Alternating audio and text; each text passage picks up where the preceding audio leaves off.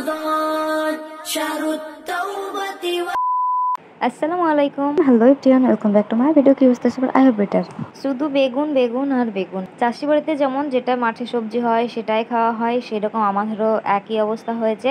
আমাদেরও বাগানে বেগুন হয়েছে, তো প্রত্যেকদিন বেগুন খেতে খেতে আমরাও বোর হয়ে যাচ্ছি। বেগুন তো আমরা সেভাবে তুলছিও না। অনেকদিন পর আজকে আবার, মানে অনেকদিন বলতে একটা দুটো করে রোজ তোলা হয়, একসঙ্গে অনেক তুলি না, তো অনেকদিন পর একসঙ্গে অনেকগুলো তুললাম। এই যে একটা কি মোটা বেগুন, একাই 100, আর এই বেগুন এত কাটা, তুলতে গিয়ে তো হাতে মাতে কাটা হেনে যায়। অনেক কষ্ট করে যুদ্ধ করেই এক প্রকার বেগুন তুলে আনতে হয়। তো অনেকগুলোই বেগুন তুলে আনলাম, তার মধ্যে একটা বেগুন একাই 100। আজ বেগুনটা রান্না করব, মানে আজকে আলু দিয়ে বেগুন দিয়ে রান্না করব। প্রত্যেকদিন তো চপ খাওয়া হয়, ভাবলাম যে আজকে আলু আর বেগুন রান্না করি। বাড়িতে সবাই খায় চপটা, তার জন্য করা হয়। তো ভাবলাম যে আলু বেগুন রান্না করা হোক। তেলে দিয়ে দিলাম আলু বেগুনটা, ভাজা টাইপের, মানে পুরপুরি টাইপের হবে। একদম প্রপার ভাজাও হবে না, আবার কেউ হবে না, রস রসও থাকবে না, পুরপুরি টাইপের হবে। আর এখানে আমি অ্যাড করব ভেন্ডিলও কেটে রেখেছি। জানি না কেমন হবে, আর এটা রান্না করে কি সেটাও আমি জানি না। তো মনে হলো যে কিছু ভেন্ডিলও দিই, তার জন্য ভেন্ডিলটাও দিয়ে দিলাম। দেখা যাক কেমন হয়, খেতে তো ভালোই হবে ইনশাল্লাহ। তো দেখতে বেশ ভালো লাগছে একসঙ্গে মিক্স করে লবণ হলুদ দেওয়ার পর।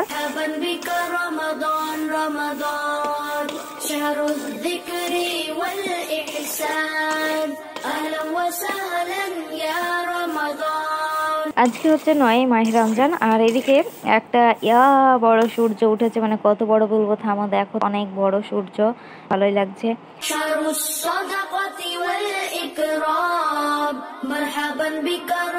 বেগুনি ভাজা হয়ে গেছে, তারপরে বেগুনের চপ, মানে বেগুনের চপটা বাড়িতে মাস্ট হয়ে গেছে।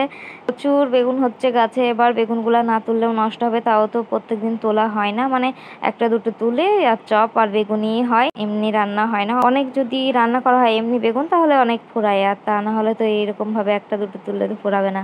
তো আমি বেগুন ভেজে নিয়েছি, তারপরে চপটা করব। চপটা সবাই খায়, চপটা খেতে ভালোই লাগে। অনেকেই বলে চপ খেতে ভালো লাগে না, তো আমাদের খেতে বেশ ভালোই লাগে। আর এই বেগুনগুলো চপ খাওয়াই বেগুন, মানে বড় বড় বিভিন্ন রান্না ছোট বেগুন দিয়ে হবে, কিন্তু বড় বেগুনের স্বাদটা যেহেতু অন্যরকম, তো এটা দিয়ে মনে হয় যে চপটাই বেস্ট। আমাদের বাড়িতে মা কিনে আনলেও বড় বেগুন দিয়ে চপটাই বানাই, তো চপটা খেতে আমরা অনেক ভালোবাসি, তো তার জন্য চপটাই হচ্ছে।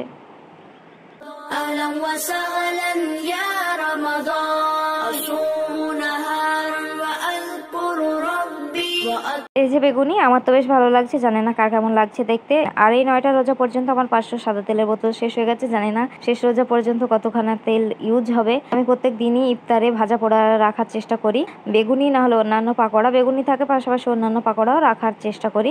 আর একদম ইফতার কমপ্লিট হয়ে গেছে, তখন 8টা সাড়ে 8টা মতো বাজছে। আর এখন আমি একদম গরম গরম বেগুন ভাজা আর গরম গরম ভাত নিয়ে বসেছি। ওয়াও, কি শান্তি। আর কন্টিনিউ করছি না, শেষ করছি। দেখাবে নেক্সট ব্লগে। আল্লাহ হাফেজ।